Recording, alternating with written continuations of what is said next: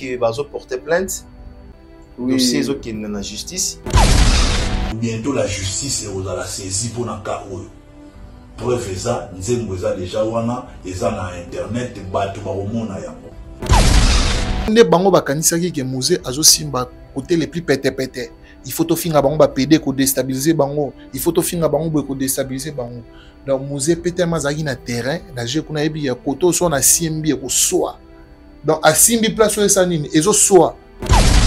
Pour défendre mon taliboma oyo na likambo oyo bon baki aza innocent en quoi. Musée abaner au finga. Ba cas divers ne balobara. Peut-être na ka fali. Trésor pour Molazari wapi pour na yo telemela musée. Kamboyo namona ngo ça un peu ridicule là. Au fundi oui, au fundi za lengia bato mo ke fundi et après plus loin ba matia na podium. Pour na répéter ba makambu o ya lobaka na internet na réseaux sociaux lo bango na miso bato. Au sopi pétrole au futa pétrole. Ko fiaimba ngo aloba ngo. C'est lui qui tue par le paix, mourra par le paix. Yo bosani ki musée, car musée wana Aïman Zembo.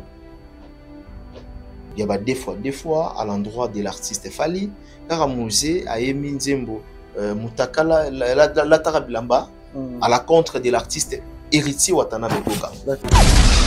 Pourquoi Papa Chéri Azoku Fela, ba musicien boy? On a basala nzambe belé pour ne pas citer leur nom. Oyo basala appel et pas il y a président Jibin Piana. O basala appel na BCBG parce que baliwe landami pe moi mingi toloba. Bato bakomo kanisa on a nini ka Papa Chéri Azoku Fela, on a eu à perdre Ségué-Mignon, Zulema, Moutakis et puis Lelo Blaise Sabé. Donc so otali et la nami je crois na anemoko. Pour expliquer biso basengaki ba ça l'opération à partir de Bumbashi. Moi si na ene mutalinga kité abinote aya na Kinshasa. Les musiciens ont surtout au Bakei, ils ont des musiciens, il y a une grande envergure, les en français. Les musiciens minés à BCBG.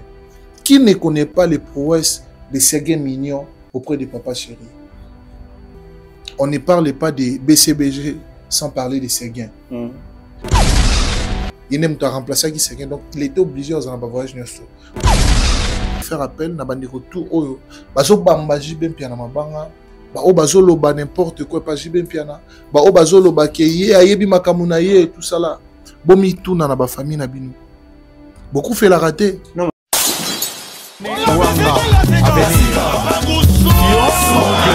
Après avoir enflammé l'ING Arena avec Ferregola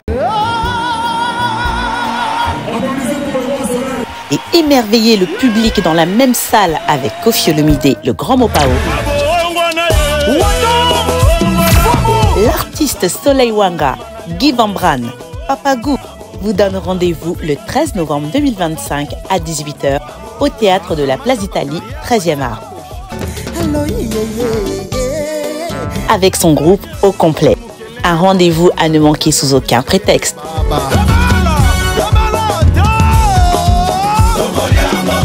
Avec beaucoup de surprises. Les billets sont disponibles au point de vente habituel. Papa Soin promet un spectacle haut en couleur. Calmos! Cadeau signé Double S Prod. Parmi les bons, il y a le meilleur. Général Investment Service. Une société d'un Congolais aux capitaux 100% congolais. L'une des rares qui vous offre une gamme variée de services dans différents domaines. Nettoyage des façades des immeubles et de tout autre espace de vie. Dératisation, désinfection, désinsectisation. Production de papier hygiénique, production de glaçons, spécialiste en logistique, spécialiste de l'immobilier, boulangerie, traitement des plaintes. Il met à votre disposition des camions-bennes pour l'évacuation des déchets et immondices. Le tout à des prix défiant toute concurrence. Contactez-nous au 085 090 19 99. ou au 082 79 92 076. Rendez-vous au boulevard du 30 juin, immeuble Virunga, appartement 6, premier niveau, Kinshasa, Gombe. GIS, le meilleur.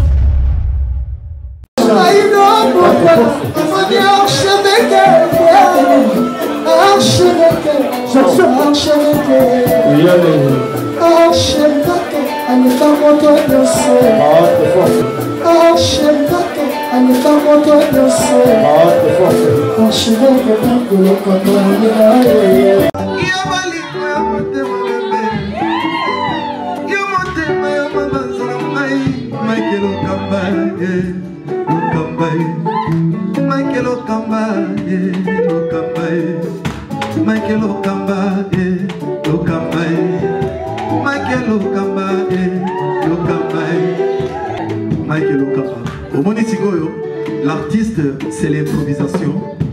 La honoré dans l'émission. Africa Elengi TV, votre chaîne, l'incontournable, la star des chaînes.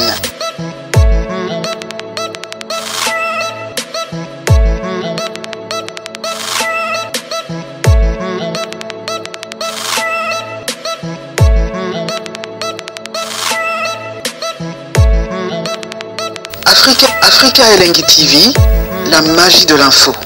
Bienvenue à vous, très chers fidèles téléspectateurs. Bonjour, bonsoir. Ça dépend à l'heure à laquelle vous allez nous capter. Très ravi, encore une fois, de savoir que vous êtes tellement nombreux à nous suivre en ce moment sur Africa Elengi Télévision. Réel plaisir pour moi aujourd'hui de partager encore une fois même plateau avec l'archevêque Mike Lokamba et Shadrach Akangaï. Votre émission préféré, rendez-vous des vérités. Rendez-vous des vérités où il y a une information, rendez-vous des vérités où il y a kundola et puis une information et frais et puis na source.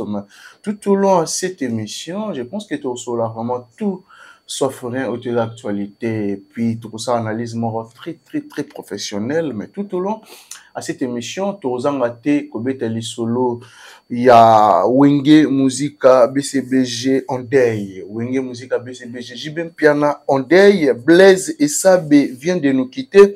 Les batteurs qui avaient pris la relève après Séguin Mignon Maniata. Cause il y a Blaise et Zanini tout au long de cette émission. Bah, Marambo Rolobama est belé et surtout derrière Liwaya Blaise et Sabé, monsieur je suis vrai, monsieur je suis faux, mais tu bah qu'est-ce qui se passe dans BCBG ou bah tu faut bah koufaka. Est-ce que c'est lui-même l'artiste ou il y a quelque chose quelque chose qui ne va pas na Wenge Musica BCBG de Jibem Piana Papa Chéri après Zambi Balagina Lubumbashi ndekona biso Blaise et Sabé Atiki biso. Tout au long de cette émission. Pourquoi pas aussi de parler de l'artiste Fally Ipupa du Cap La Merveille. L'artiste va prester le 2 mai 2026 au Stade de France. Qu'est-ce qui se passe jusqu'à présent? Fallait aussi la sold out. Tout au long de cette émission. La chanson Gigo la landa bango de musée Kindingo. Nzembo ezo seki sabatu, peroleli sabatu.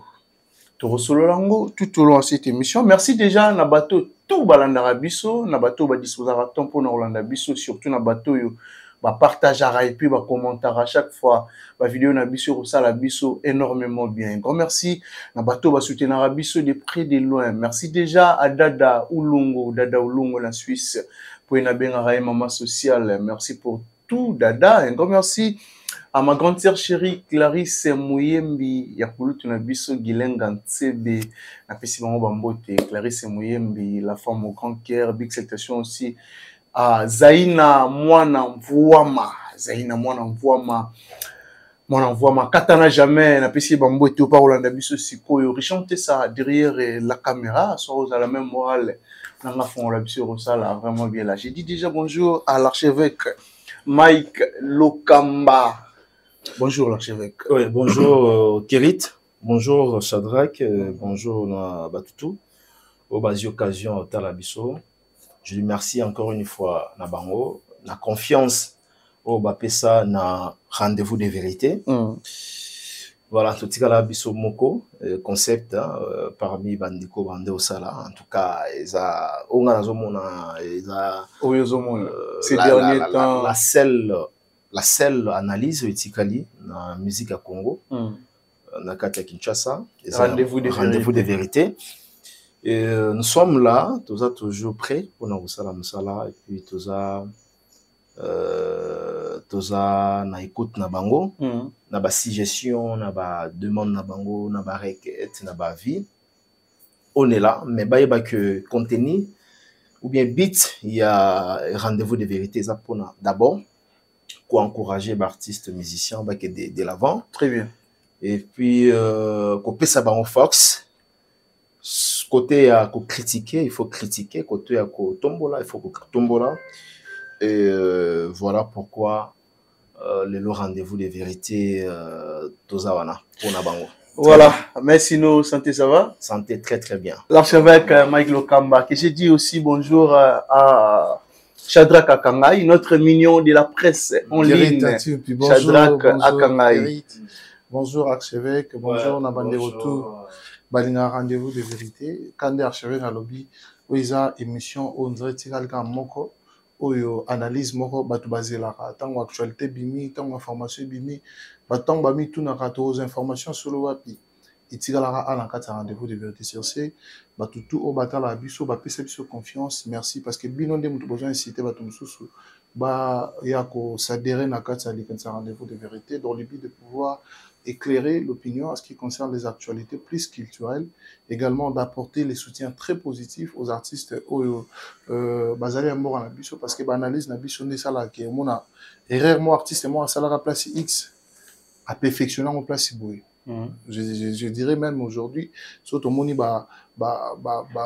perfection un artiste belé et ba critique auto ça na rendez-vous de vérité yango ils ont même bango ba qui de musique parce que toujours ba appel ah bino moni bino bozolo baboy bozolo ba mabe bo sala boy et je vous rappelle encore la émission oyo to dénoncer artiste moko amené na moko na biso ataka badata lokuta na États-Unis et lelo tout ça sûr que otika la jamais ko bandela ko badata lokuta parce que to dénoncer na carte rendez-vous de vérité. Très bien. Donc sur ce to pesi bino moni sombote bo continuer ko sala un grand merci à Sir Clarisse Muyembi la pesio mambote belé et puis Dray Mabaya et motema ngilanga CB puis Dray Mabaya papa na Anaël na Kina Mabaya na pesio pe mambote belé bien de bonnes choses également à l'honorable Pepito qui là depuis Tilelo Aza Perzo Zalaraka l'honorable Pepito Kilala, bien de bonnes choses à vous.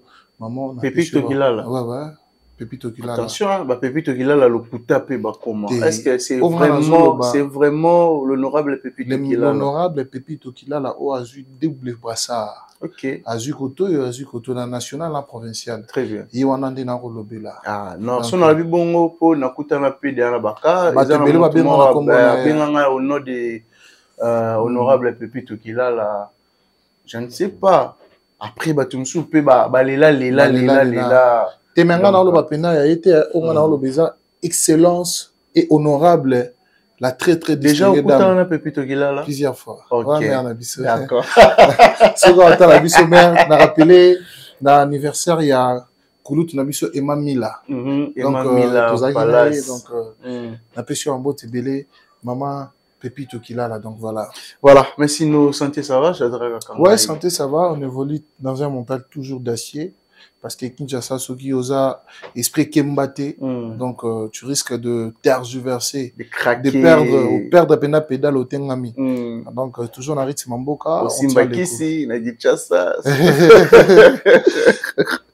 Salamabe Bajan ebele ba ko kate yango tomoni bango ba komi ba crime taka muto oti poto yi Kinshasa 2 semaines à pamba moto peli akio braquer banque au Kinshasa moto zo pela ah non mais comme conseil na ba jeune au pays dans le Congo qu'est-ce qu'il faut faire pour que salamabe te ba braquer te ba yibate ça m'a bêté en fait en général.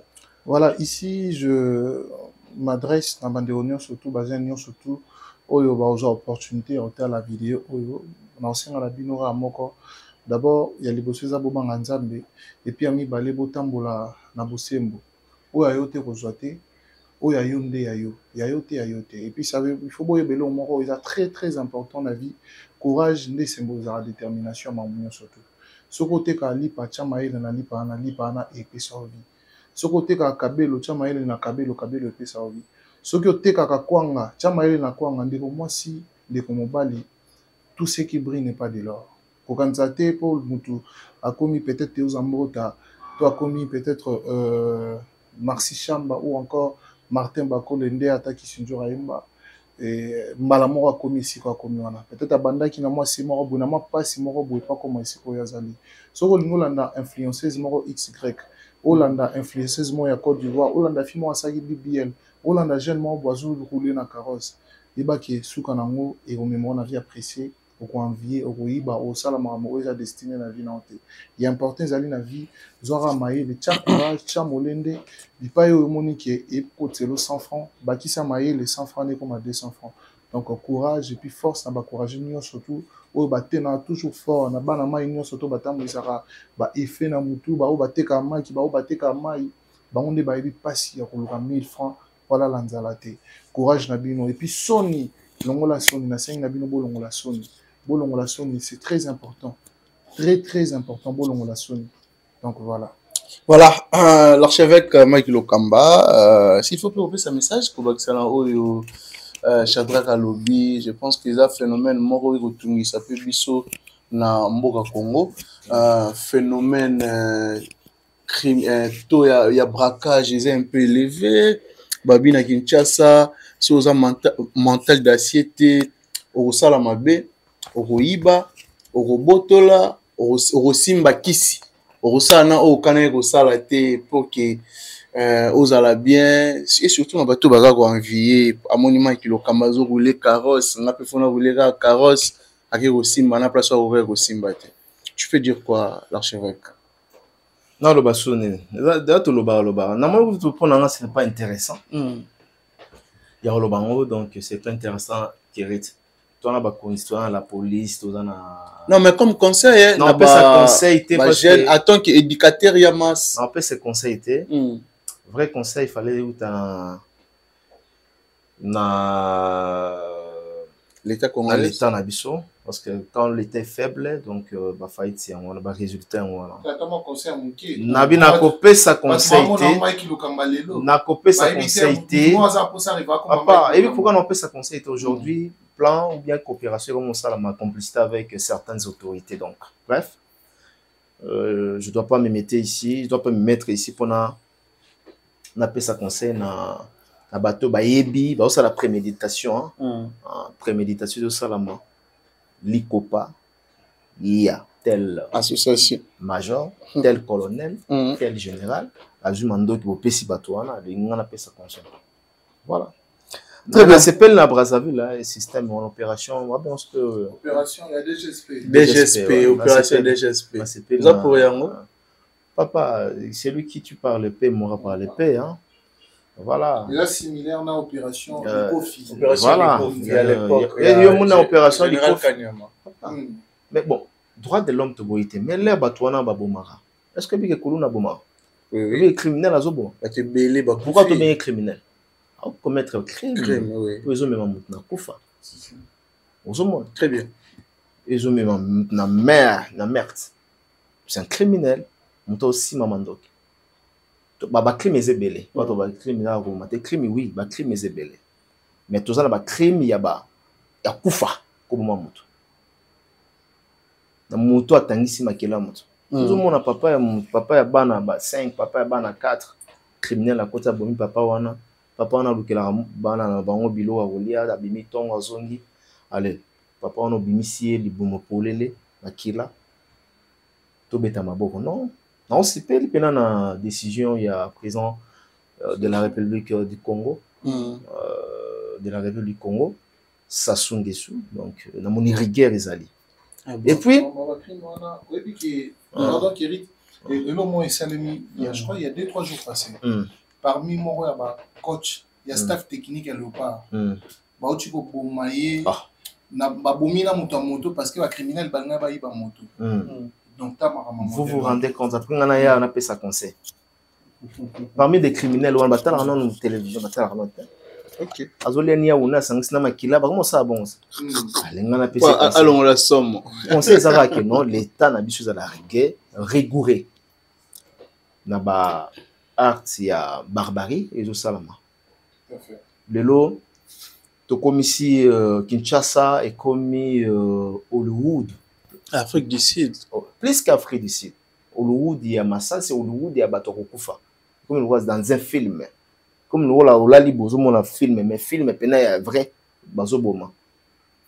Yo na kalomona na bloc ba criminel et le loi opéré l'autre kelemba l'autre kuna ke kasangolo l'autre kuna zongi kimbantsek ezalaka et il na pouvoir en hein na pouvoir ya na tout il na pouvoir actuel les comboté actuel Fatibet. Ah, ok. Donc, il y a confirmé. Ah. Non, mais notre président actuel, c'est. Donc, il y a un pouvoir, il y a Tshisekedi. Ça va. Voilà, ok. Non, pour dire tout simplement que. Bakonzi bazwa musala aussi. Mais Bakonzi ceux qui va appliquer tout le monde a le droit de l'homme paix. Télémi, opération Likofi à l'époque ceux qui et Katana Ezara pour le droit de l'homme. Il y a un tozoloba. Faut bango ba s'impliquer. Donc la loi est dire mais c'est la loi. Très bien. Obomi bakubomayo. OK. Ozokisi bakuzokisayo. Omeli masanga bela et puis bakobelela yo. Yemta linga masanga bela. Yase. Ozomona. Très bien.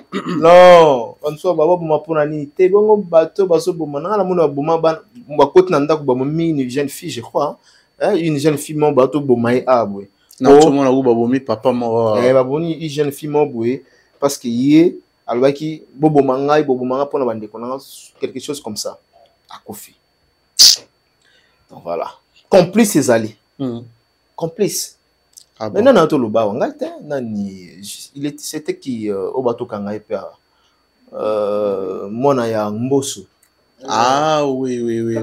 Kaza capitaine Junior Mbosso. Alors, non, certaines pratiques et les complicités avec. Il y avait des missionnaires dans la police. Alors, complice de ça, complicité avec quelques autorités. Voilà.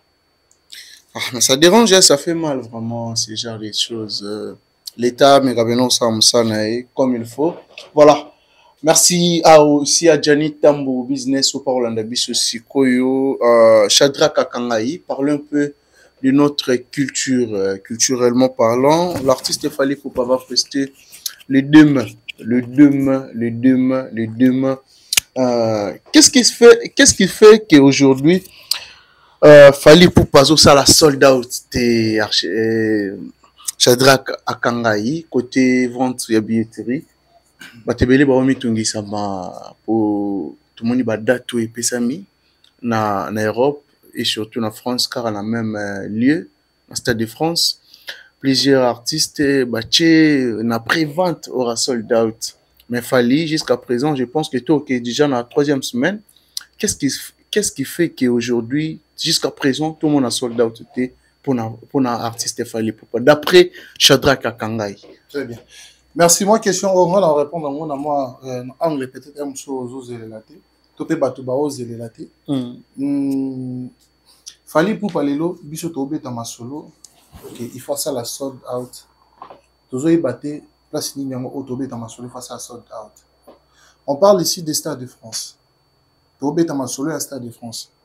Avant na pourquoi na raison dans une émission précédente dans rendez-vous de vérité de salaire récemment on avait dit qu'il est le premier artiste et musicien et congolais évoluant ici en RDC et puis d'aller jouer na Stade de France oyo tilelo et atana mutu morote asali date il y a 40 000 places. Et aujourd'hui, Fally Ipupa à Stade de France place à 80 000. Donc pour ça sika na kati ya culture ya mboka na biso et puis Afrique francophone. O Afrique mobimbezo betela tolo, o Afrique mobimbezo ça la fierté, o Afrique mobimbezo komisa. Parce que au lobby le moment batu busu bati ba date, batu tout bati ba date wana. Baza bato ba évoluer en France, baza en France, je cite Aya Nakamura tous les 3 dates naé et hasard artiste au hasard. Donc française maintenant je dirais naturellement à française, sauf que d'origine nazali malienne. Jules asa français. Il parti ba date na kuna ba tuto ba beta wana ba sala sa ba sorti compris maître Gims bango tout ba vola en carte France mais celle fallait pour pas aye acheter biso date dans stade de France et puis n'est-ce pas il y a 2 semaines à qui au lieu de 70 000 à qui près de 71 au lieu de 80 000 à que de 71 000 billets n'est-ce pas il y a 2 semaines pour dans les exploits parce que nga na la route fallait na sold out OK nga na osé na accomplissement et événement.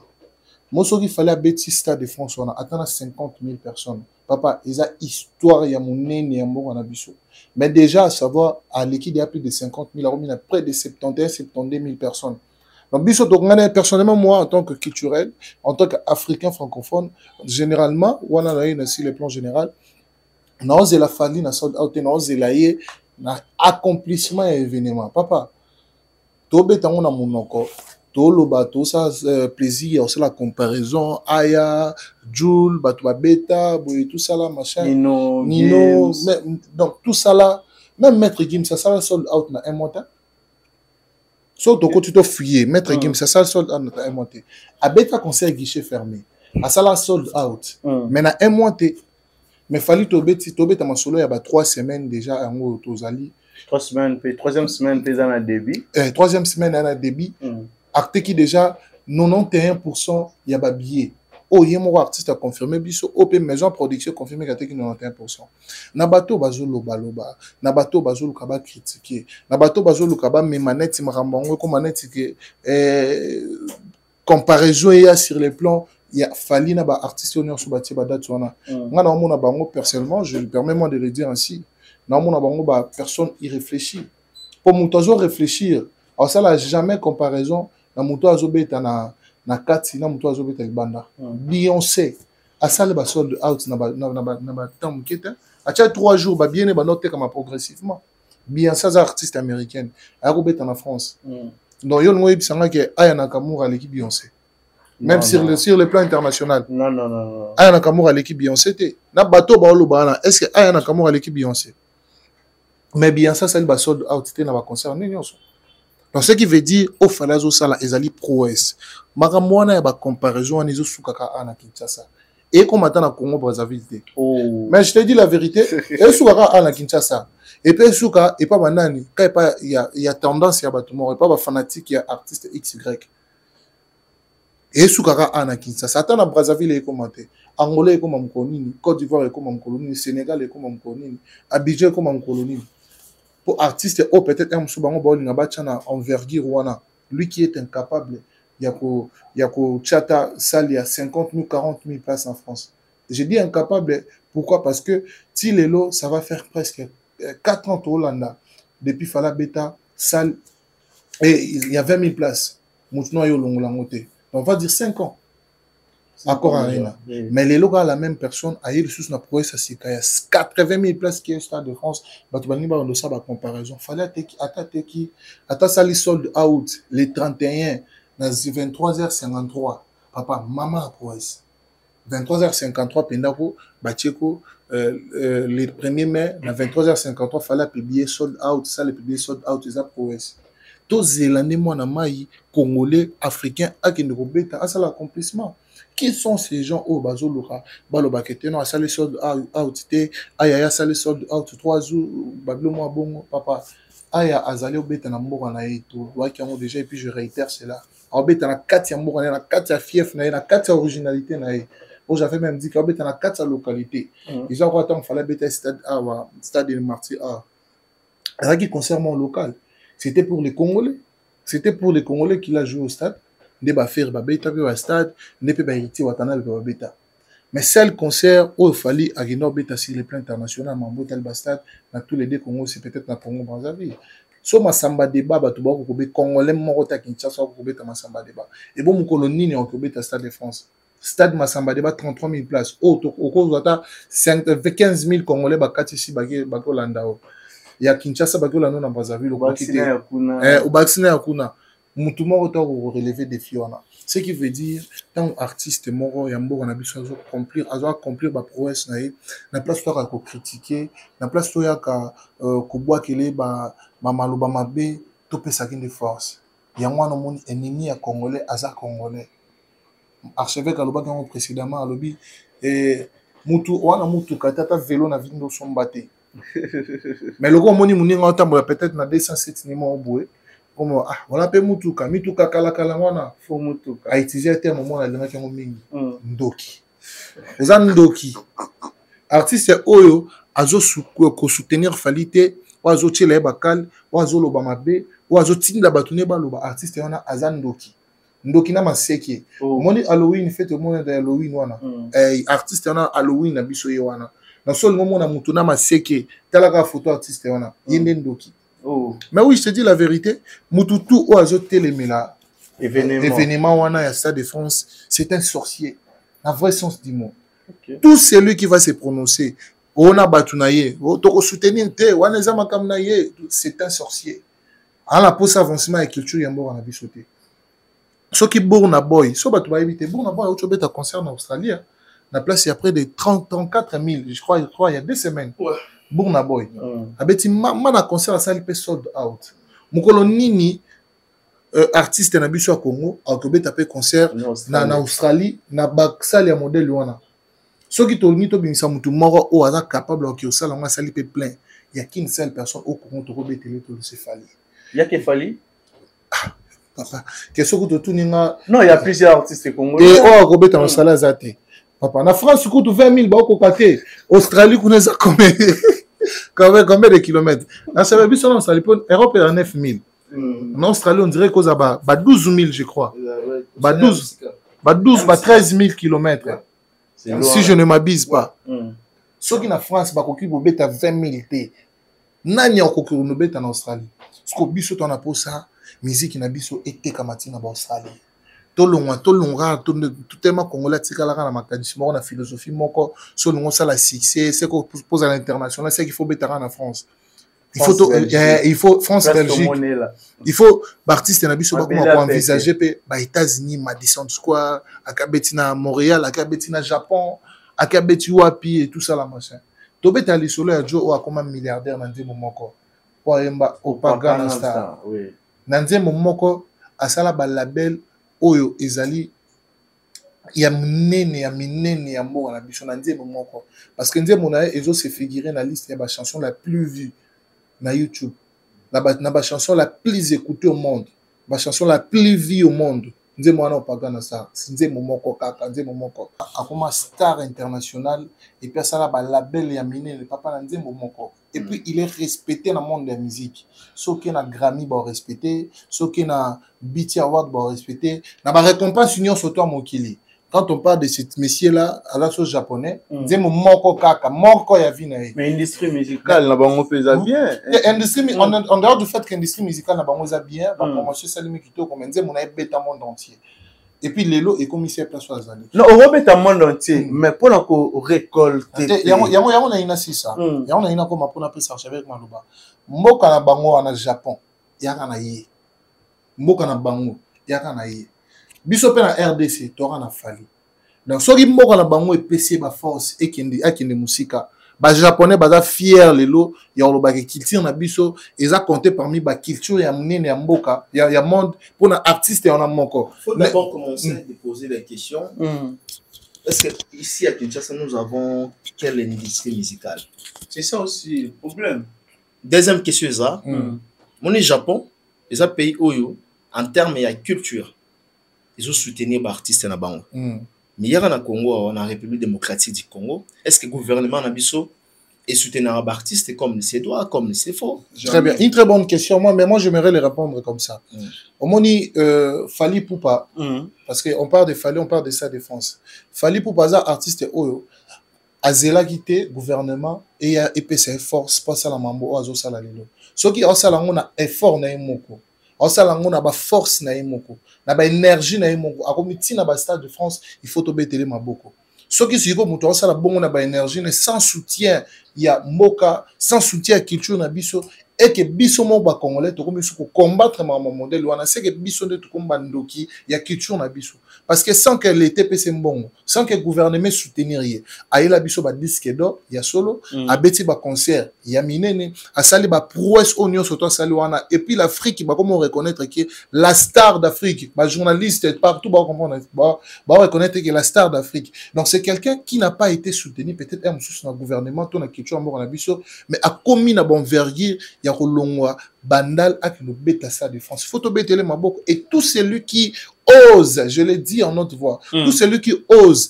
n'est pas soutenir le Stade de France le Stade de France de Fally. C'est un sorcier, un grand sorcier namaseke. Est-ce que c'est obligatoire? Nous sommes obligés de soutenir la RDC. De soutenir la FARDC parce que de la cause Yamboka. De soutenir Léopard parce que tu as posé la Coupe du Monde.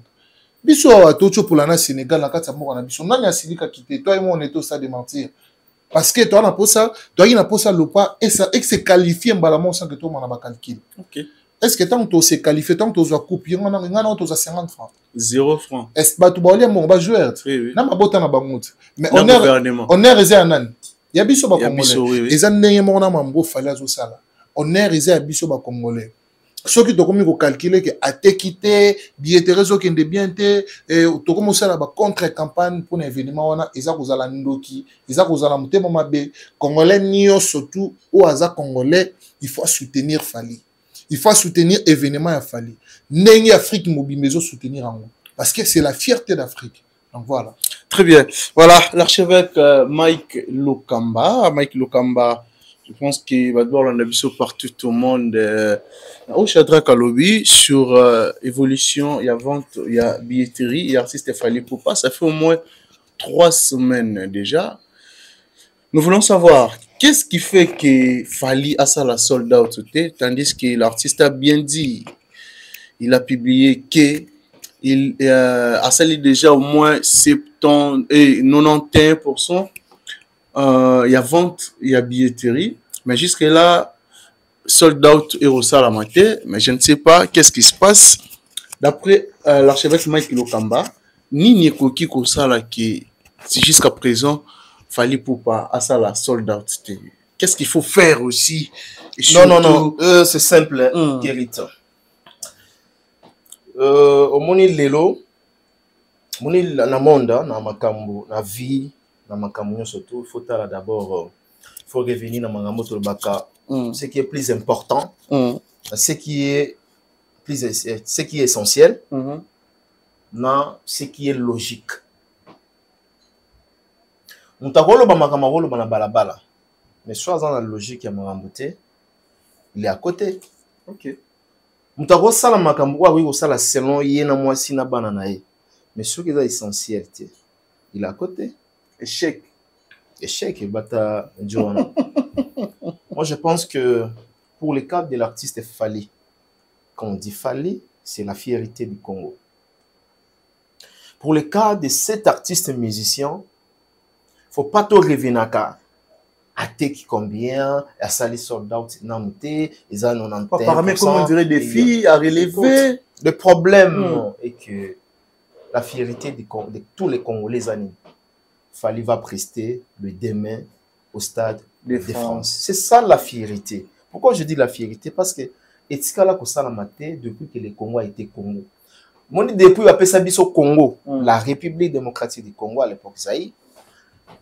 Totikala ko mzuwa mona mboka il y a musicien te, il y a masano te.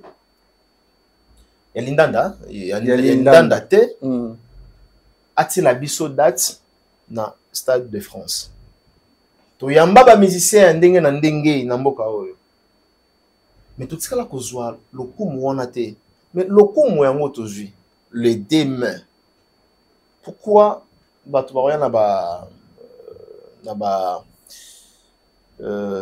na biloba loba à salinité, à salinité, à salinité. Moi, je me souviens encore, et c'est là qui passe pour la Congolais, Moussoussou, Dongolomisu, Mamabe, mauvaise foi.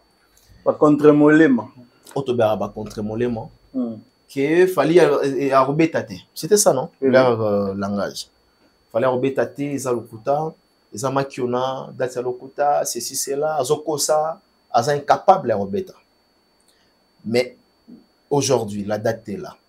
Aujourd'hui, toute l'Afrique, baby que fallait arrober les deux mains. Toute l'Afrique. Tout ce cas-là, moi, je dirais, fallait conjuguer la minute au deux verbes, c'est-à-dire à vendre. Vendre et puis prester. Très bien. Prestation, il y a les deux mains. Dans ce bande de la Koloba, on a l'autre fois une émission précédente avec Chatrak. Dans le lobby, pour moi, même le billet et aussi les deux mains, c'est un exploit pour l'en fallait. Billet sur le 1er mai, c'est l'exploit de Fali. Okay. Même les deux. Papa, ce bowling, ce qui, en fait, pour comparer quelque chose, il faut où il y a le pénélo qui est comparable. Normalement. Pour au moins que Moutouaza est compétent, il faut y en a Moutouaza compétent. C'est-à-dire, il est compétent. Contraire, il est compétent. Ceux qui ont Moutou Aza incapable, il y a l'habitude Moutouaza capable. Si aujourd'hui, il fallait être incapable, on s'est sold out dans une semaine. Alors, qui est celui Oyo a osé même côté même date dans le Stade de France? Il y a qu'il fallait pour l'instant. Il y a son chapeau dans la maison, il y a Louis Vuitton. Nous sommes en France, on a maison dans côté Penaboué, dans son chapeau il y a Louis Vuitton. Au chapeau qu'on a déjà Louis Vuitton, déjà bani na 400 €. 400-500. 400 € chapeau à Pamba. Si on a ngai na olugana mbongo na somba lipa awata ya 100 francs na okima mama mapa. Si il y aura ce discours ya biso ba congolais. Pour mangambo ça na na Congo. Moi ba débat la con et ça na na kati Congo. Non, pas la con. Non, débat la con, déjà débat la con. Chata ga mam na loba. Ya balwara ba dimension. La dimension au tous en première dimension Congo. Surtout qui ba troisième dimension et changer étape. Débat la con ça et à ça solidarité à ça unité. La paix c'est exemplement. Bon si c'est vous m'amba chapeauté mais n'a pas ça exemple surtout pour toi comprendre. Faut moi. Nani bumare nani Mamadou Ndala non? Mamadou Ndala. Yona na guerre asimbi arme azobunda. Azo affronter M23, rebelle en fait. Congo, ils ont la fierté, n'a été de la fierté. Fier, il y a aussi fanaté. Alors, si c'est fait que guerre, il y a Mamadou et où met le poids kanga, rebelle poids Bomabango. Au Sekaye pour le Yozo la lolo, Foufou, mais la main, il y a la palais, n'a Kishingala yo. Yo musicien, yo, a aussi le côté musicien, non, Moussala, n'a pas zolo, tabando, tomsous. Est-ce que vous avez un courage à l'obaki? Non, Mamadou, a aussi le côté Mamadou, Mamadou, il fallait kanga, rebelle ouana. Il va risquer Nin O Mamadou Azozoa. C'est pareil avec l'artiste Fali. Il a risqué pour moi. Il a retiré Stade de France. Et puis, sa première expérience en termes de stade, dans la France, il y a 80 000 places assises. C'est la toute première fois que Libanda a la capacité à 80 000 places dans le stade. Toujours en France, toujours en France. Non, on a Libanda. Libanda en général. Je ne parle pas du Congo. Non, France, ils ont des bandes. Ils ont des bandes sur tout. France, c'est France, papa. Nous avons retourné en Afrique. Mais à combien de stades et combien de monde de Moussous? C'est deux choses différentes. France, en France, il y a des stars françaises. Oh, il y a même dans le stade de France. Et belé, oui. Ah, donc Paris, voilà. Paris, c'est Paris, hein. Paris, c'est magique. Pour monter chocolatier parfum, aller au concert, ce n'est pas une boire. C'est le bluff.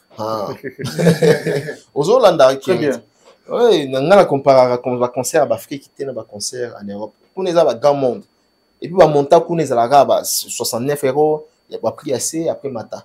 Donc, si je comprends bien, s'il faut battre la critique dans ma ambassade d'Afali, et à la moto, peut artiste naé à osa déjà, soit à la capacité pour oser, pour oser. Tous on a un indicateur, non? Les gens pour naé ba magambo belé zo les cas ou bien chaîne ni et babonné zebelé total la race babonné zebelé bien ba vie. Indicateur les allez. Très bien. Avant tout comme on a un artiste ni na osé. Tout banana qui est celui-là qui a déjà joué dans une salle de 20 000 ou 25 000. Et un artiste et musicien. Avant tout qu'il y ait un milaï. Tous on a sima. Parce que les gens balinguent tous ramener bango na sima. Ok. Tout côté la philosophie na bango maintenant. Non, pour l'instant, personne. Hein? Ce qui est personne. Si on a besoin d'attendre 30 000, yo, c'est 30 000 pourquoi? Non, c'est impossible. Chada on arrange nae, on a dans la vie. Si tu as ce qu'on a monté, on a déjà na 40 000. Et puis, tu as monté de la date, à atteindre déjà nombre de ces l'équipe et puis 91%. Avant de Lucas Sold Out, on a un indicateur, il y a un artiste ou bien un artiste on va appeler les chats par son nom. Aujourd'hui, nous sommes fiers et la presse, nous qui sommes presse, tout ça derrière, il y a Banamboka ou Bazali ko la fierté, le coup Bazali ko tombola. Drapeau et Mboka. Si c'était si aujourd'hui nani héritier a aussi makambo paye à makasi, je dirais pas qu'il y a aussi la bien, mais si aujourd'hui héritier a-t-il biso Stade de France, admettons on a un exemple, tu roya peka ande toujours bana fali, tu acclamer tu beti maboko, ce qui peut faire ego là, alors bon, parler de la défense et simbakité na bandelango. Tout est bêti 40 000 places na poto yo monango eza les amis ça faire eza terrain so ça quand même. Stade de martyr peut-être. Eza stade de martyr té. Na lo bango awa tu quand ça on ça va black, on peut pas remplir la salle avec 40 000 avec une seule communauté. Na lo bango awa. Ko batte belé lelo makanisi na bango itikala na ba communauté congolaise. Non. Congolais au sokola roya, mais on tourne sa stade té à 40 000. Pour à la 40 000, il faut ivoirien, il faut malien, malien, il faut sénégalais. Donc, toute l'Afrique, y compris na autour minde l'épée faut baya. Très bien. Donc voilà ce qui est plus important. Tout le monde a réflexion ya balabala à ça de solidarité, oui à ça de solidarité, c'est qui est vrai. Que personne vous trompe qu'il fallait salir soldat. Jusqu'à présent, ça est soldat. Soit ça est soldat, ou à sali. Mais jusqu'à présent, salité. Mais Nenga salité, il est faible, il n'est pas faible. Okay. Au contraire, il est fort. Que les autres. Que les autres. Parce que les commis discours, il y a. Tout le bac, il y a déjà. Mais dans mon place, je vais mentionner, à part Fali, un artiste et musicien congolais. Comme on est Baksami na liste exact. Très bien. Ba musicien défi au fallait appeler bango pour nanga ça éveil de conscience balamuka. Musique tu as oti que la batute. Ils ont ndenge mon après ce qui muninga nanga ya miwera nga na oluka jibe na luki kofi et swaka. Bitumba benvité. Na okanga maboko te. Ozolanda. Très bien. Il y a un monde dans ma chaîne, il y a un monde qui a 9 000, il y a 15. L'autre, il y a un monde qui a 20, il y a 8. C'est ça la compétition. Olingi Bitumba. Bunda! Olingi Bitumba. Bunda! Donc voilà, Kérit. Voilà. Page noire dans la musique congolaise, orchestre BCBG. Ah, Blaise et Sabé. Ondei. Blaise Essabé vient nous quitter. Blaise Essabé. Je pense qu'il est au solo lango. Shadrach Akangaï, notre mignon de la presse en ligne.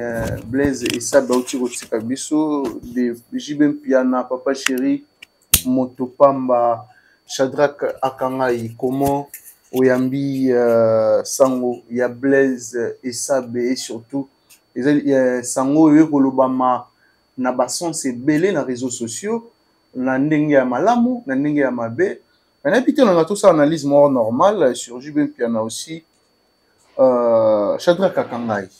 Sango ya liwa ya Blaise et Sabé, batteur ya BCBG, de JB Piana Papa Chéri, au Atiki Bisso depuis Lubumbashi, c'était hier soir.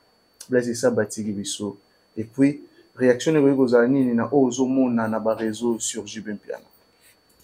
Bon, d'abord, je présente mes condoléances à l'artiste Jimem Piana et à la famille de l'artiste Blaise Isabé, et puis Nabana Wenginio surtout, et puis Naba Meloman Nino surtout, Oyo Baza touché par la disparition de ces grands batteurs de notre pays, et la communauté n'a pas rompé ma batteur, ma condoléance Nabino, parce que Nzambe Apesaki, Moli Monaye, il a repris. Dans chaque circonstance, parce que y a donc rien ne s'est fait sans la volonté. Donc si c'est arrivé ou si c'est permis, sachez que volonté en Zambie, Isaki Nakati. Alors, moi, par rapport à ma question sur les polémiques, sur tout ce qui se dit sur les réseaux sociaux, je vais commencer d'abord à dire que l'IWA est un domaine privé en Zambie. Liwa ezali domaine privé en Zambie. Ezata na mutu moko te ayebi ni mokolo ni ngonga na isika okinde. OK. Donc nde toza awa, il y aura un moment ba vidéo o etika la histoire. To betara masolo. Peut-être après 100 ans, après nini bana na biso ba ko betara masolo que tenant mon père il fait un journaliste, regarde ça, regarde ça, regarde ça. Donc place nga na okinde na éviter. Mais je souhaite que Nzambe, un jour, soit se reposer dans le paradis. Donc, ce qui veut dire, l'Iwa est un domaine privé en Zambie. Donc, Oyo, homonité, kolobate. Surtout sur le plan, il y a une analyse normale, une analyse auto-analysée sur Mambo et comme le Papa Chéri. C'est vrai, les soupçons peuvent être réveillés. Que batu bakomo kanisa on a nini ka Papa Chéri azo koufela on a eu à perdre Mignon, Zulema Moutakis et puis Lelo Blaise Sabé. Donc so otali et la nami je crois na animoko batu ana nio surtout bakei 4 mobimba bakei. Oui, il faut réveiller moi ba soupçon. Qu'est-ce qui se passe ni nezo les kana 4 ya BCBG ni nezo le kanakati ya BCBG. Papa Chéri a sali nini pour mériter ko perdre batnemi na ywana. Question auto mituna. Batu bakomo kenango netike ayebi makamna ye ayebi boy. Nani yo ici déjà kufa o ayebi ki ngani na kufa mutasali nga mabeza bu. Mais est-ce que j'ai une vraie version ya Liwa ya Blaise et Sabé? Version auto sur Liwa ya ndeko na biso tout artiste moi on a vu sur Blaise et Sabé, c'était comme quoi que bagina concert tant baouti je crois Kenya ou Zambie bah s'est retrouvé dans le Lubumbashi a bandi ma malaise et sur la demande il y a pas membre à famille naé bah senagi penza azonga Kinshasa rapidement question boya au PC et bah soit na koya na aéroport na kati aéroport à sali crise à Kofi à Kewana ils ont toyoki et puis liwa ya crise des abaliwa mo inattendu. Parce qu'il était fort. À Keim, à Psali Moussala, à Betty Doum, parce qu'il y a doublé Yasseguen. À Betty Doum. Non, comment titulaire. À Azala qui doublé Yasseguen. Les lois sont titulaires parce qu'il y a la mémoire, Azali na Nio surtout. Le répertoire, merci. Répertoire, il y a BCB Jazz en a 4, Sami Sapinena, ma colonie, na Moutoune. Il n'est pas remplacé qui Yasseguen. Donc, il était obligé à un voyage. Dommage, il est parti. À Koufi aéroport, selon les informations qu'on a eu à récolter, que à Koufi aéroport, Kornaïza actuellement dans Lubumbashi, et famille, je crois, si tout va bien, information, on dirait na Bandal, il faut famille qui ne reçoit Kornaïe, Bayanango Kinshasa, pour Bananaye, Libotanaye, Balilaye. La question qu'on se pose, pourquoi Papa Chéri a Koufi là, musicien bouille? Et puis, les musiciens, on y a surtout, au Bakei, ils ont des musiciens, il y a une grande envergure, net au Lobana français. Les musiciens, ils ont BCBG. Qui ne connaît pas les prouesses de Séguin Mignon auprès de Papa Chéri? On ne parle pas de BCBG sans parler de Séguin. Qui ne connaît pas les prouesses des Zulema, les rois de Bissakor, Yaya? Pour preuve, Yemta Beta, Nzembo, na balle de match où il s'est succès, Batubazoyoka. Et puis, Mta Yembi, Koleka, na balle de match à Zate. Moutakis.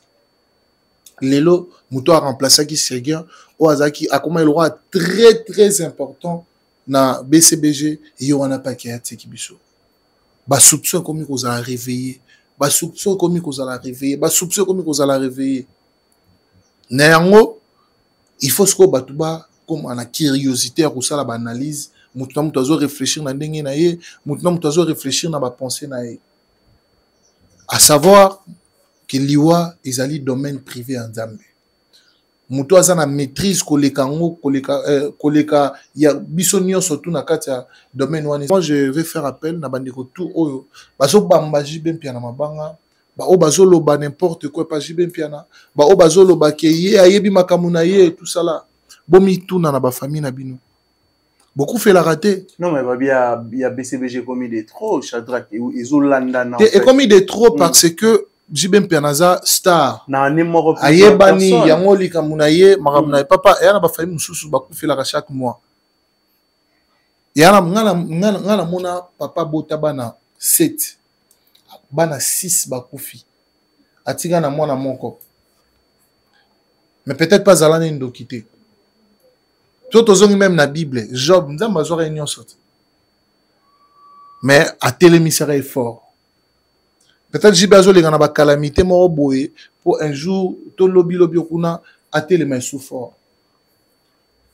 Bah histoire, il y a des charlatans, il y a des kindoki derrière, bah liwa, bah tout. Moi, je n'aime pas trop approfondir. Ceux qui ont kindoki, moi, je n'aime pas trop mettre ma parole parce que les noben bandé liwa est un domaine privé en Zambie.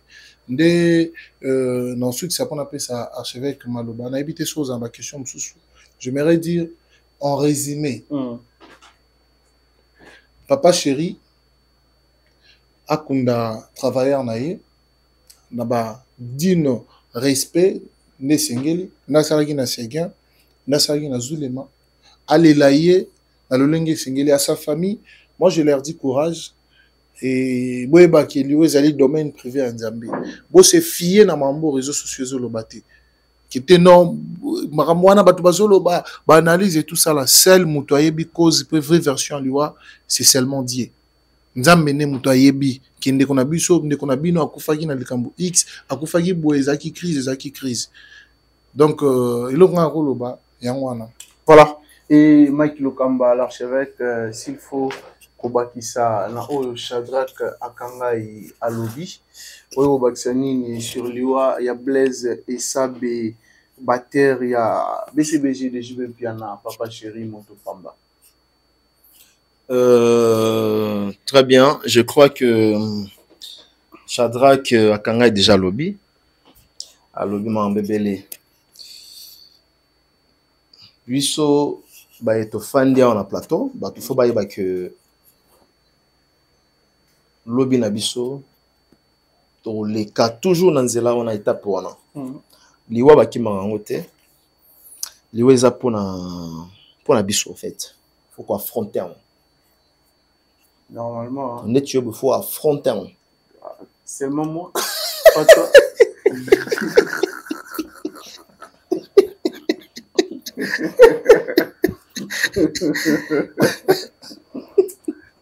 liwe za pona mutu nyonso papa tika maloba na ngai na bibwe pona yebi yo affrontaka nyonso tu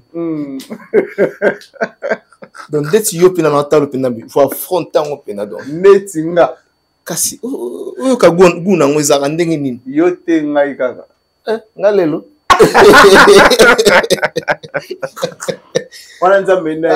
non ingelo tout simplement que eza ya yo eza ya nga eza ya bandeko baotala biso eza ya mututu ya omona nga siko après 100 ans nanga na 70 ça 70 nabi après 100 ans nanga so na koki 100 ans na babakisi nga 70 pas nzambe 70 OK na 70 wa siko déjà na Jésus Christ azongi po biso tokufa te biso nde tokomona Coco Mike. non comme Coco Mike nga otambola bilo na bilo na te ba moment on a déjà ba bimisation ba pareil mobo oyo ezongisa Congo tout droit et puis ozotambola na bilo erobima malgré tout ça babi 2090 biso te tozala te na lobi ça la calcul na 2090 ozala na lobi ozala te na lobi kasi na lobi te yo na lobi ozala na lobi loba nde yo tellement yo za makasi na ko affronter yo fende faut affronter où c'est là babi 2090 ozala te très bien tolingi toloba nini voilà tolingi toloba boy ezala 90 ezala 70 ezala 80 ezala sope combien nzambe nde mutayebi ngonga ya moko na moko donc tout est chacun de nous azana temps na ye azana ngonga na ye azana heure na ye azana jour na ye puis liwa l'air yaka et annonçera que non lobi okukufa to mona bato alamuki akoti na mutuka ke azonge bembe to moni papa wemba ke obeta concert azonge bembe to mona ebele na ebele baka eza ebele olalo la muki bo emire kwei kufi olalo la muki bo ba criminel ba kotele ba bomi okufi donc lui eza na ba circonstances ebele olali crise ou bien aux autant la crise pasteur azoté devant la chair a crise a kwei a kufi donc eza mystère moko to ba mystère ka ya nzambe ya mutamokili te alors Nakaya ndeko na biso Blaise et Sabé par rapport à ma version oui sa mort non d'ailleurs sa femme j'aurais appris même que à Lobi Mobile na sa Sanzaki deux fois Sanzaki Makila deux fois avant c'était à Lubumbashi à Sanzi deux fois Makila avant bazwa vol na niveau à Lubumbashi en fait bazali na concert na Zambie je crois et puis selon version ya mwasi na ye azalaki na chambre azalaki normal azalaki pena normal po bato belele bazoloba Blaise abombaki malade selon version ya mwasi ya Blaise atikali kobomba malade moko te azalaki na problème te mais tu étais là non oui vous avez une résidence à moi aussi. Oui. C'est ça, non? J'étais là avec voilà, toujours un rendez-vous de vérité. Voilà. Alors, Bible est abétré et puis, tellement JB, papa chéri, papa mort malamou, dans la chambre, parce que Blaise a dans la chambre, il y a Yemoko. Pour balinga à la l'aise, et puis tout fait bas à la l'aise. Et après, na retour, balongo Zambie, baye bakomi Lubumbashi malaise bandaki na Lubumbashi je crois non oui malaise là bandi Blaise na Lubumbashi après ko uta Zambie ouais en fait pour na ezalaki moni avion tu vois moi ba décalage wana nde salaki ke causer moi ba malaise ba osanza makila et tout avion za Zambie ti Lubumbashi d'après explication il y a moi sinae non ba une voiture il avait comme après que uta Zambie ko koma Lubumbashi c'est que na nzela ya mutuka à partir à wana ba secousse to loba bon ba secousse ndengezala ça va moi malaise et au sala après bani bazwa vol na bango na Lubumbashi na bali bazwa vol te orchestre ezaki na concert vu que était à santé comme il est peu critique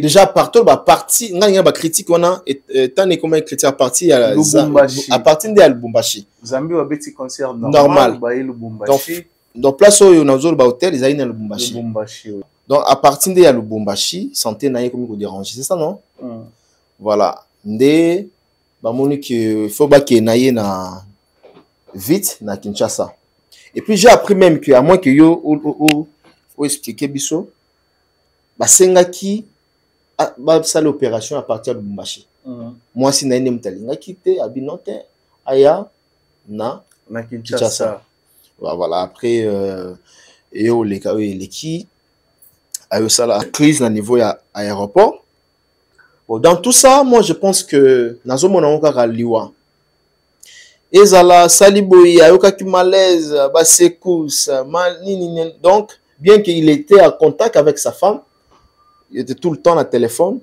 Après un moment donné, moi si a perdu qui contrôle ya mobile nae. Déjà premièrement, mes sincères condoléances à la famille à Blaise et puis na BCBG Mobimba. Liweza liwa ndenge chataka lobia wa. Mais na liwa wana pe to landela makamususu na sens nini. On ba porte mususu to fongolaka yango pe kotaka fongoli porte boye porte d'entrée. Na pe exemple. Nzamba ebisi biso ke il faut ko mi batela. Ngana bité pour na sambelaka na katsa prince ba tout yo kufi. Sans à la gauche droite. Voilà. Na uti na immeuble ya 22 niveaux. Na sauté pour na métier Bible na katsa lipeka non na robuka na panzani na dai. Alors, babilo mususu sur le plan spirituel, ngala mona basala nzambe belé pour ne pas citer leur nom, oyo basala appel et pas ya président Jibin Piana, o basala appel na BCBG parce que baliwe landami pe moi mingi toloba, baliwe landami ba seguin ba zulema ba ndugibele. Namoni ba pasteur ba prophète basala appel et pas JB qui aluka bango pour que babonde là parce que spirituellement maramso ezalaka ba récupérer au quatre hémorragie au sambela qu'est-ce qui se passe, pourquoi seulement Jibin Piana, pourquoi cette année il y a toujours des musiciens de Jibin Piana au bazo kende na kufa et lokoni nango izo salama à tout le moment. Est-ce que de marche wana il faut que yeba Papa Chéri ou encore les groupes BCBG déjà bandi de marche wana parce que loko l'équipe force ensemble ezate papa. Je dis pas que Jibin Piana ensemble la raté ou bien ça na ba pasteur té mais ceux qui battent pas message parce qu'il y avait des pasteurs dans la télévision ba zoi message. Ceux qui battent pas message ba négliger en côté. Message mais apparemment tout le monde a Jibin dans l'église si je me trompe pas. Bon, on a évité, oui, une église, ouais, une église catholique. Oui, une église catholique. Donc voilà, moi je pense que Tourlobani ni po biso tozana mis sur 4 été, biso to moni on kaka mutakufi. Tozana mis sur 5 été, tozana mis sur 4 été. Mais na osenga na Jibin Piana. Papa Chéri abeng sa ba pasteur. Pour ndoke kaka, pour lelo batozo ko mona lokola Jibin ndoki. OK. Ndoke yo zalaka JBT. Bongo so eza mutangongi et bongo soki tozo ba soki conditionnel et bongo soki eza mututel donc na kosenga na Jibin Piana même ta soki eza pa na biso boy to ko banga confiance aux asus na bato te mais eloko ni nango ezokoma il faut rassemblement wana et salama Jibin Piana ba pasteur ba sambela ba vrai pasteur je dis ba bondela ponaye ba bon de la pona orchestre naie parce que l'équipe prière na mokili ezate. Merci. Voilà, parlons aussi de la chanson Gigola Landa Bango. On a clôturé vite fait parce que les ala sous retardé. Gigola Landa Bango. Gigola Landa Bango. Puis na rappelé na batuna ndekwa to kufa Blaise, il a fait 28 ans. Na kati ya BCBG aza parce que figure wana batazo mona elonga sika et biso to yebiye mtakala l'air c'est gazalaka même c'est gaz soit na malade ou bien aza na empêchement ezala ki Blaise de mutabandai ko remplacer hein ko non j'ai appris même ton petit Tina Zalaki Blaise Zalaki comme doublure mais 28 ans je dis bien 28 ans doublure 28 ans déjà sur ozong c'est mo titre neuf azala. OK. 28 ans, c'est beaucoup. Aoumeli na BCBG. 28 ans, ça va faire 1997. Donc. Aoumeli. C'est beaucoup. Depuis 4x4. Oui. Donc, depuis 4x4, ceux qui ont 28 ans, dengue moins c'est à l'Obaki. C'est qu'il y a bandinaye depuis 4x4. Et ça la passe. Alors, moi, je préférais aujourd'hui, bande de Belé, base à la impolitesse ya ba morte nzembo kotika la nzembo mais nzembo faut tout à la contenir nzembo ngo ezokende na ndenge nini oui ba réseau ezali gigola o ba yembi eza gigola oyo personnel et ya gigola ya ndeko na biso te eza gigola ya bato mosusu parce que balobi na mikanda ya Guy ils ont combo moko bouéwana ils ont combo ya Guy Golaté bon wana sur le plan il y a juridiction ceux qui ils ont combo botama en côté et donc ce n'est pas toi déjà bazo considérer ils ont mutumsoso. OK, voilà. Mais tous ceux qui tous maintenant tous ça banto on peut pas blaguer avec la mort. Il faut la respectabilité de mort. Ndeko toloba kiawa yo kufa mutu akufa ngana kufa mutu akufi yango mona mutu baoleka na bembe soda policier ifa katalo sako donc mutu wana to tombola kalisusu mutu wana po toyebi place ya kiite mutu wana atikali bongo akokolobaka te akomonaka bino te akozonga lisusu te yango moni fala yemba toyebi place oyo tokenda ayemba nse mama bongo toyebaka place oyo abani toyebi place tokende te biloko bongo tobanga liwa so mpe tobanga liwa po toyebi place tokendaka te voilà ayemba ona na nze mama bongo toyebi place oyo tokendaka te bien ke bainterprétation ezali na ndenga comique bato bazosepela bato bazoseka oui gigola landa bango na ndenga comique bato basepela na bango na gigola landa bango we na gigola landa bango na nini oyo gigola taki yo non oui na ndenga comique bato bazosepela na bango wana yosepeka na kote wana est-ce que bandanga na banda okinga na bina sepeli na makambo la tunu jusqu'à mutuna so yo sepeli na kote wana to batu nde bazo sepela na olaninga bien bi na ndenga comique bato bazo sepela to bandi ko détailler mais na yo bisinga bato bazo sepela na gigola nga bi oui bato bazo sepela na ba gigola attaque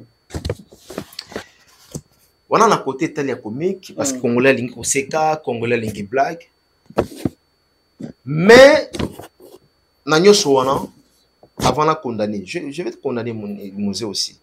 Avant de condamner mon musée. Na nyo surtout erreur ezana. Pour toi? Erreur ezana faire rigola. Par rapport à quoi? Au sopi pétrole, au fout à pétrole. Kofi Ayimba ango aloba ango. C'est lui qui tue par le paix, mourra par le paix. Oloni na masango ko boka na ko na masango. Explique-nous un peu. Non, bah, déjà, bah, comprendre. Erreur, union surtout. C'est-à-dire,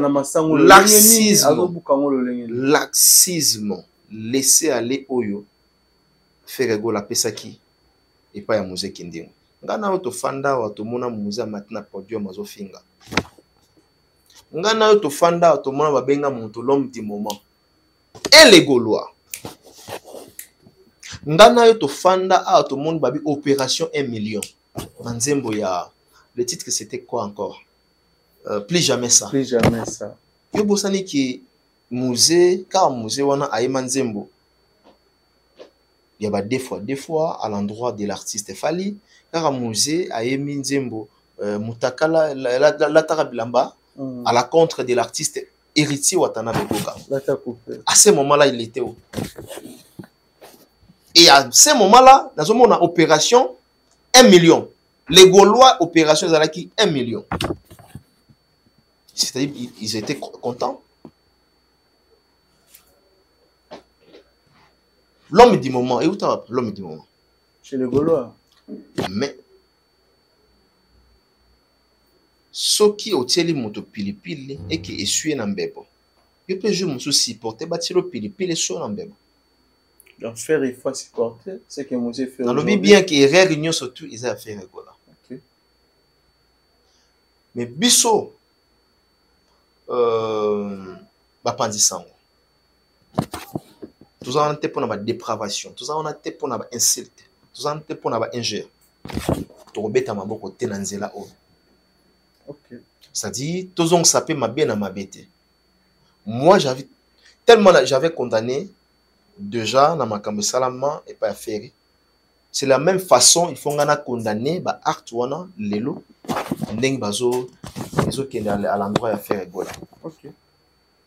Donc je pense que été abisso olingi kosala basala te kosala ngo pe moninga te. Très bien.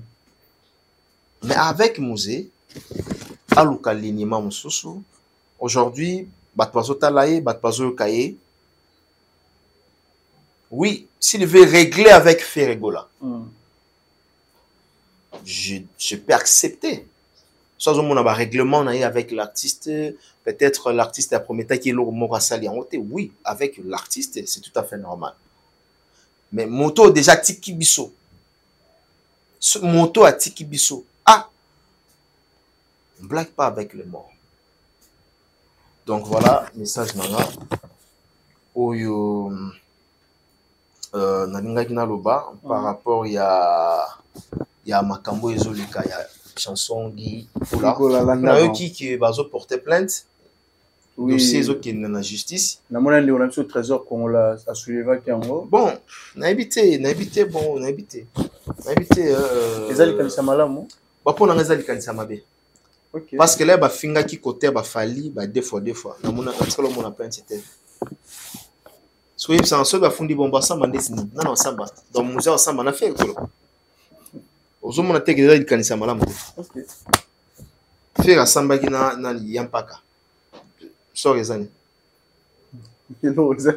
ozo mona makambo yo na mona ngo ça un peu ridicule là fundi oui pour fundi za lengia ba to mo ke fundi et après pour les logistique na biso to yebi yango muta continuer ka papa un jour abimi hein et après c'est ça. Voilà. On a profité à cette occasion Fongola Champ surtout na pesa mbote na l'empereur des diamants, Cisco Kitenge, l'empereur des diamants puissant. Ah, Cisco Kitenge, Cisco Kitenge, le puissant empereur des diamants, l'empereur des diamants, Cisco Kitenge, l'empereur. Monsieur l'ambassadeur. L'empereur des diamants, Cisco Kitenge. Monsieur l'ambassadeur, l'homme noir d'Afrique. Il est jeune, voilà. Il est riche, il est beau, voilà. Et puis il a de l'argent. Très bien. Cisco Kitenge, puissant. Voilà. Je profite aussi pour l'occasion pour saluer Serna Luemba, voilà. Mon frère et ami Serna Luemba. Kinia Skin, Yannick Rombox. Yannick Kinia. Formateur de boss. Voilà, formateur de boss. Il y a Pessa Rascombon, Bani, maman, comme patron. Yannick Kinia. Ah, les Rombox. Ouais. Mais il y a tout reçu dans la South Africa. Non, mais Nasengi. J'ai bien dit, Nasengi. Mon jour dans la South Africa. Na janvier dans la South Africa. Yoko benga Yannick ité. Ngade na bengi Yannick. Tindela nani ba garde. On a pour ça combien de gardes? C'est bon. Des gardes na mutuka na Rolls. Mon Rolls aux autres ça makelele. Na Rolls tami balé. Baye basuyo. Olinga ola na Mike Angelos. Pas de problème, hein, ça dérange pas. Place au Bachaki de on a biso ya théâtre nani Tantine Linda. Tantine Linda Brifi la merveille. Bache wana ta 1 mois, ta 2 mois. Biso Mindele. Mindele ngatulinga Mindele to bayindo. D'accord. Voilà. Merci beaucoup. Merci aussi à Jason et Makassi de Bundes, Shadrach Akangaï. Il faut baxer quelque chose pour clôturer aussi avec toi. La chanson Gigola Landa Bango, c'est la chanson aussi éducative. Bon, moi, je pense que Archevêque Alobi Mambo est essentiel. Non, rajouter qu'à 2 points. Moni Marambo, oh, il faut penza, c'est ça qu'Azoratin a recensuré. Et ça, bandé mon modèle à bouer. Mambo, c'est ça qu'il faut Azoratin recensuré. Et ça, bandé mon pourquoi? Parce que tant yo salinzembo na lekanisike on nuire muninga on détruire muninga ezela wa malamu te archevêque a signalé ba eloko ba point moko est très important omoni liwa to leo to beti masolo liwa 3 parce que ba actualité ngozo mo to beti masolo ya batera BCBG to beta masolo ya Gigola parce que ba yembeli liwa congolais au mo sara na liwa congolais au moment na net question mutakufi c'est vrai mondo to na ngolelo bato bazokufa trop, bagène bazokufa trop. Pourquoi? Parce que comme moi, le phénomène morobo est trop remarquable. Venir à réseaux sociaux, so muta sala mbe maman bona Chine na kufi, to na facilité mon nango. Na Japon tara bato bakubo kufa na live via TikTok. Muta ça live à TikTok. A d'ailleurs plein live. Mon place mon qu'il est comme. Alors bato ba sakana nango. Tout à l'heure na tolo ba liwa ezali mystère, pe domaine privé ya Nzambe. Gigola est parti. Ça va faire pratiquement presque une année et demie au Hollanda. Tant bakendara okundai bakumara iloko bakomana batu bien surtout. Rest in peace. Repose en paix. Très peu de gens bamonara baromi repose en paix, mais source peu inspiration ils aranasima repose en paix on a batebele baye bangote. Aujourd'hui, je vais expliquer pour batba comprendre. Reto. Je vais expliquer pour batba comprendre mon mouké. Repose en paix est une façon de montrer son respect pour la personne partie, même si on ne la connaissait pas personnellement. Et puis d'autres explications, l'expression, non, on espère que l'âme du défunt ne souffre plus, qu'elle trouve enfin le repos après les difficultés ou les douleurs de la vie. Donc, ce qui justifie que tu as pour ça te souhaiter, Moutouana Koufi Amna se représenté. Et puis, il y a Moutouana place à qui Azana Kimia après la difficulté à vie. Qui ne sait pas que Gigola, avant qu'Akoufa, il y a des difficultés à vie à Makasi. Bah, maladie, kili et tout ça là. Bisonner sur tout le monde, on a des réseaux sociaux. Mais aujourd'hui, Mouzé Kindingo, par rapport, il y a des guerres dans Bango et Bouzoba. Et comment tu as ça la Bouzoba? Oui, total la tout le monde a tout seka. Mouzé Kindingo. Pour n'anga on dirait moi blasphème moi boy. Mouzé blasphémé. Basakana na vite. Basakana vie à ta moukete. Aujourd'hui, parce qu'ils ont envie, azolia, azomela, azoseka, a commencé la blasphème na ami ya baninga, ya ndeko baninga. Ce que les gens batu oyo bazo soutenir peut-être na famille à Gigola. Honte à vous. Je vous dis clairement et ouvertement honte à vous. Bwana mawate bwana mutema te botika la jamais kolinga ndeko na bino. Et puis na zongi côté ya faire rigola. Oh lelo biso nyonso tout comme mon amambu nous qui n'est sala mabe. Archevêque alobi jadis babenga ki l'homme du moment. Pourquoi babenga ki l'homme du moment? Parce que zalaki koto des fois PD plus loin ba matia na podium. Pour na répéter ba makambu o ya lobaka na internet na réseaux sociaux lobango na miso batu. To conclusion ni biso nyonso surtout que ba osani ni ba otinda e afinga ba artiste mususu. Lelo biso to comme côté le mela musée. Oui, pourquoi toi le mela musée? Pourquoi? Parce que monde bango ba kanisa ki ke musée azo simba côté les plus pété. Il faut to finga bango ba PD ko déstabiliser bango. Il faut to finga bango ko déstabiliser bango. Donc musée pété mazaki na terrain, na je kuna ebi ya koto so na simbi ko soa. Donc à simbi place so ça nini ezo soa directement ba lobby. Trésor Congolo à l'obit. Trésor Congolo. À l'obit. Maintenant, on peut aller au musée à Baner au Finga. Ba cas divers ne balobara. Peut-être n'a qu'à fali. Trésor Congolo à Zagi Wapi pour nous hôtel mais la musée. Nanyo yo déjà fondé musée que bakangi musée pour na ingir mutumo ya fali to ya mutumo bo misemo XY ka finga ki bakangi si musée bakangi seta ba souffrir na mambo bango balona ki. Papa, oloni mu pepe, okobutu ka mu pepe. Oloni mbila, okobutu ka mbila. Oloni manga, okobuka manga. O ezo sala bango eza mbeli na bango moko ezo kata bango. Oloni masangebela. Yesa congélateur. Moso tiase. Okolona masangebela. Papa, ezo okolobi te ngai fo mone congélateur eza. Oyo cha mai. Wana poso mela mai dans 5 minutes. Ochango likolota. Il faut nasser. Et puis bien. Donc, ce qui veut dire que Oyo bango ba subir eza Oyo ba c'est maki. Muzazo simba place et swaka.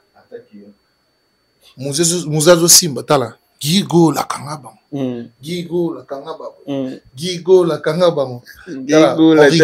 On rigole tous c'est ka Tout c'est Pelaton en comédie, mais ça fait mal. Moi, je ne vois pas que Ferregola. Moi, je vois la maman de Gigola. Je vois les enfants de Gigola, s'il en avait. Dommage, sa femme est partie aussi. Je vois les frères de Gigola. Tout le monde l'a fait.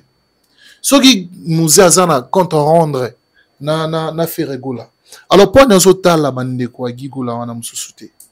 Famille à Gigola. So ni ba lo ba ke comme on eza gola te ana kombo moko boye wana c'est que comme on eza famille mon XY so que famille wana ezotala quand est-ce que bokotika amiande kuna bango se reposer en paix yango moni acte nio surtout tout ça la na vie il faut tout ça là on a bienveillance na pesi fallait raison pour avoir décision ya koleka jamais na TV afina mutu après komanda carrière na jamais na TV aleka aloba mabe peut-être y a X musicien pour épais gloire. Jamais ça là. Et puis na entourage na ya lingaraté bato basala ba makambo wana. Faire azo souffrir, azo subir na loko et moi c'est maki. Donc moi je pense que non, pour soutenir mon modèle parce que nous sommes la presse. En dehors du fait que nous sommes la presse, nous sommes des personnes intelligentes, aussi sages, et nous comprenons les choses. Parce qu'ici, nous disons la vérité. Bah, au monde, on a tout ça, émission rendez-vous de vérité. Nous soutenir Baliver, nous soutenir Mambo et les autres tenir des bouteilles. Tu vois, donc moi, je dis courage à la famille des Gigola qui se sentent vraiment blessés. Et si vous aurez la capacité et la force de faire parvenir les messages à votre frère Ferregola, c'est de lui dire de savoir maman mususu o ya rosala surtout aux ala lié na famille na ba kotisa ka famille na bozo baté yango mona fala le kalobinga mwana nga o matela ngate. Je vais beaucoup parler mais faute de temps tout clôturer. Voilà, quelques salutations. Je profite pour l'occasion pour dire merci aussi à Gianni Tambo Business et au Roland Siko, le multiple business. Gianni Tambo, merci pour tout. Merci Gianni Tambo, Shadrach Atangaï. Voilà, merci beaucoup. Je salue affectueusement l'ingénieur Jonsi, Nakati à Koweït. En tout cas, il y a un problème à téléphone qui hérite un petit peu mon monaki. Ingénieur Jonsi, Maboko électrique. 5 minutes, téléphone est bon. Asimbi téléphone aux solutions. Ah non. C'est un génie, hein? C'est un génie. Ingénieur Jonsi. Ah non. Et puis, clin d'œil à toi, mon ami et frère, Joey Biba. Donc, Phone Store, si je me rappelle bien, Phone Store, Joey Biba. Il y a ceux qui ont pour ça, au son ma téléphone, il y a qualité. Au son ma iPhone, il y a qualité, au banana 17. Tina Oyasuka. En tout cas, au la décidé, et pas Joey Biba. À ça, on rappelle la compensation. Donc, ceux qui ont l'ingo son ma iPhone, à Kinshasa, na diaspora, tout, on son la moi, na au téléphone, au son marin, na pototé, et pas Joey Biba, au la décidé. La pêche en mot, je te salue aujourd'hui, mon frère. Comme je l'ai dit, Drey Mabaya, papa na Anaël, na Keina Mabaya, na Pêche Bambo Tebele, et puis bien de bonnes choses à Maman Rita Kabundi, la maman du peuple ONG AM. Donc, il y a maman. Et puis, c'est Nanga, Clarisse Mouyembi, Aguilanga Sebe. Il y a ça dans les circonstances, na malade azali, anniversaire azali, na matang azali, na voyage azali, na refutanda azali. Dans c'est Clarisse Mouyembi, la femme au grand cœur, sans oublier na Théo Zambrota. Il y a Théo Zambrota, il y a dollar il a la thé. Il y a Théo Zambrota malam. Il y a sera lobby à Salaka. Ah non, il y a Théo Nembata. Nzemwanza mbaro yemba mikolo talaka na ngai talaka ya Théo Zambrota ya Théo Zambrota un grand merci na bato tout balingara biso pourquoi pas aussi de dire merci à l'équipe Mobimba, merci à Richanté ça qui était derrière la caméra, un grand merci aussi à Juma Claude Bols, distributeur à ba plan lui moraza na panne sèche à ba plan mon bruit quoi na panne sèche à ba plan distributeur à bas plan, à remis na panne c'est bas plan.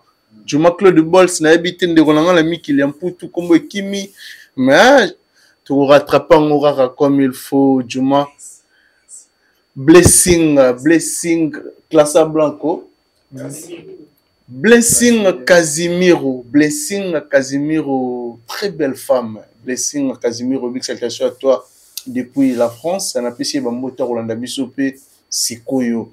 Merci na bateau. Tout Balanda Bisso et surtout Nadjouma Claude Bols, c'est distributeur à ma plan. Merci na babodé fidèle. Quant à moi, je pense que tout le monde a dit bongo au prochain numéro. Bye bye.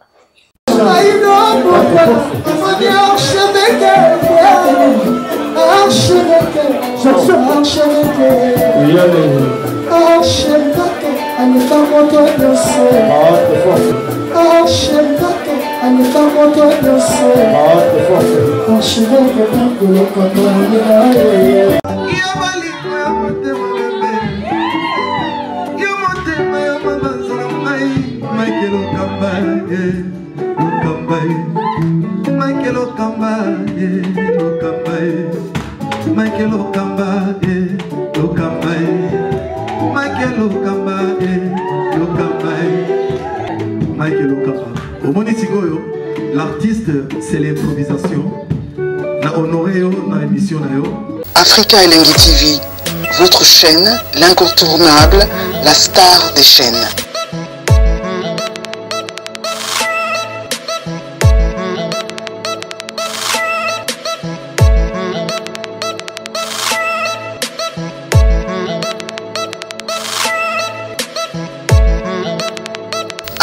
Africa Elengi TV, la magie de l'info.